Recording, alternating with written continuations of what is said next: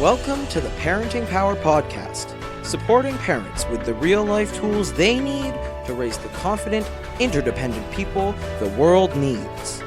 Gail Bell and Julie Friedman-Smith interview experts who share their knowledge to assist parents in creating a home environment where kids can thrive. Hello, welcome to another Tools for the Trade. I'm Julie Friedman-Smith. And I'm Gail Bell. Today's episode is brought to you by our sponsor, Beaner's Fun Cuts for Kids. Parenting is hard, haircuts shouldn't be. To find a location near you, visit beanersfuncuts.com.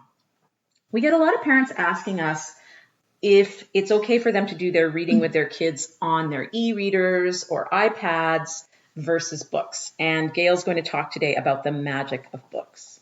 Well, we all know how wonderful books are, whether we're reading fiction or nonfiction, papers, etc. And in the last decade, most of those reading sources have been transferred over to e-readers. E-readers are incredibly convenient.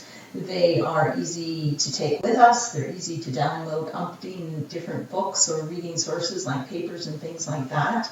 However, we at Parenting Power still want to strongly encourage every family to make sure that you have what we call real books in your home. So we're not saying you can't read on e-readers. Technology is part of our lives. And for children born in the last 10, 15 years, they've never not had technology. So to say we're not doing this is not going to work.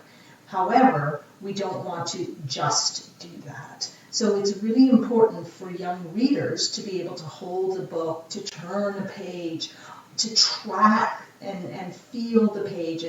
All of this helps them become better readers. So we encourage you, when you're reading with your child every night in elementary school, and hopefully you're still doing that all the way up to grade 6 and or beyond as a family, not their home reading, that's homework, but reading great novels to them at night, not that it just has to be novels, that you're sitting holding a book with them, turning the page with them. You don't even have to then worry about whether the screen light needs to be changed to low light, because we know we don't want our children in front of any kind of screen 90 minutes before their bedtime.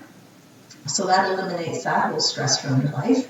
And just to be able to cuddle up with your kid, track your finger with them.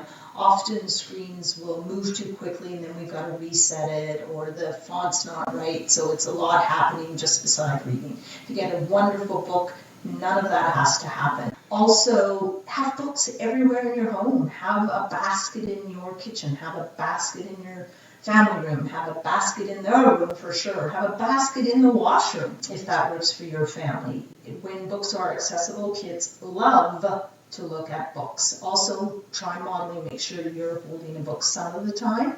If you are reading on an e-reader some of the time, make sure that your children know you're reading a book and not playing Candy Crush. Also, get to the library. We have incredible libraries in most of our cities, so make that a trip with your kid. You can reserve books online if there's a specific story that you and your child want to read together, so you reserve online and just go and pick it up, but you can also just go and explore in the library and bring a bunch of books home.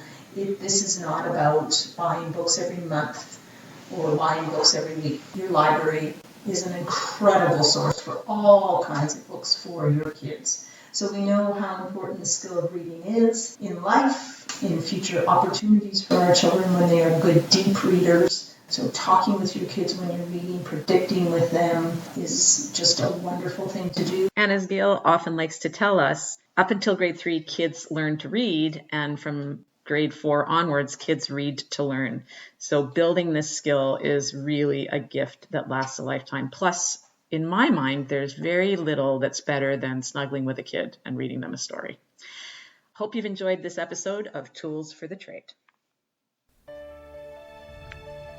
We hope that you've enjoyed this episode of the Real Life Parenting Podcast. If you're looking for more real life parenting tools, then please sign up for our weekly Thoughtful Thursday email newsletter. It's free and it's really good. Just visit our website, parentingpower.ca, to subscribe. While you're there, check out our book, A Year of Intentional Parenting. Like this podcast, the book was created to help you feel confident, capable, and calm. Thanks so much for listening, and we look forward to connecting with you again right here every Monday.